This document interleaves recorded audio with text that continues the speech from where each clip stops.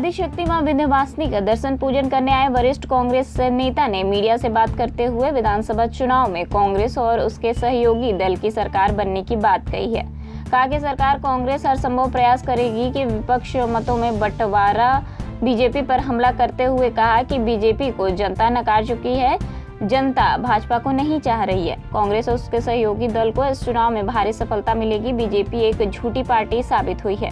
जितना भी वादा जनता से किए थे एक भी पूरा नहीं किया है। कहा कि मैं दावे के साथ कह सकता हूं कि हरियाणा में 2/3 बहुमत से सरकार बनेगी और जम्मू कश्मीर में नेशनल कांग्रेस के साथ मिलकर हम सरकार बनाएंगे। उन्होंने आगे कहा कि प्रधानमंत्री नरेंद्र मोदी के कई कार्यक्रम हरियाणा में लगे थे, मगर जब उन्होंने देखा कि 2 से 3 हजार ही जनता जुट रही है तो जनता के बीच उनका जादू अब नहीं चल रहा, तो उन्होंने खुद ही अपने सारे कार्यक्रम रद्द कर दिए। उन्होंने खुद ही स्वीकार किया है कि भारतीय जनता पार्टी हार रही है और कांग्रेस जीत रही है।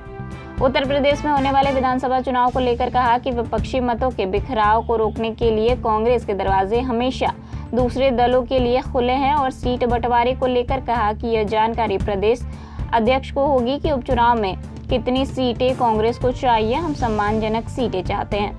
अमेरिका में राहुल गांधी के दिए गए बयान को लेकर भाजपा ने जो मुद्दा बनाया उस पर उन्होंने कहा कि बीजेपी को राहुल गांधी की अंग्रेजी समझ में नहीं आती।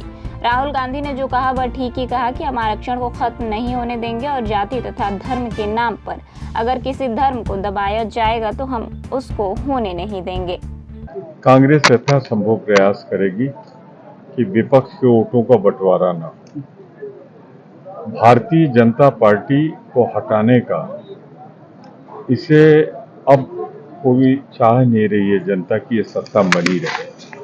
तो इन उपचुनाव में भी कांग्रेस को और उसके सहयोगियों को भारी सफलता मिलेगी, हमें पूरी उम्मीद है, क्योंकि भारतीय जनता पार्टी पूरी तरह एक झूठी पार्टी साबित हुई।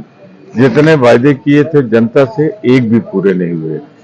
अब वो भी जमाना गया जब फर्जी इनकाउंटर और जो सुप्रीम कोर्ट का वर्डिक्ट आया है, जिस तरीके से बुलडोजर का इस्तेमाल करके मुद्दों से ध्यान हटा लेते थे, अब जनता जाग गई। मैं इतना जरूर बताना चाहूंगा कि हरियाणा और जम्मू कश्मीर का सघन चुनाव प्रचार में मैं शामिल रहा हूं। मैं दावे से कह सकता हूं कि हरियाणा में 2/3 बहुमत से कांग्रेस की सरकार बनने जा रही है और जम्मू कश्मीर में हम और नेशनल कॉन्फ्रेंस मिलके पर्याप्त बहुमत प्राप्त कर लेंगे, जिससे कि हम सरकार बना सकें। हरियाणा में एक मुद्दा काफी ज्यादा गरमाया है। जो राहुल जी ने एक बात बोली थी जलेबी को लेके, कांग्रेस की उस बात को, राहुल जी की उस बात को मुद्दा बनाया है बीजेपी। क्या राहुल जी ने जलेबी को लेकर बयान दिया था, उसको अब मुद्दा बना रही है। उनका ये कहना है, क्या दिया था मुझे नहीं पूरा बप्पो सवाल बना। उनका ये कहना था कि जलेबी बड़ी अच्छी होती है, तो उस पे एक मुद्दा बनाया है बीजेपी ने कि जलेबी को लेकर के राहुल गांधी को पता नहीं कि जलेबी क्या होती है।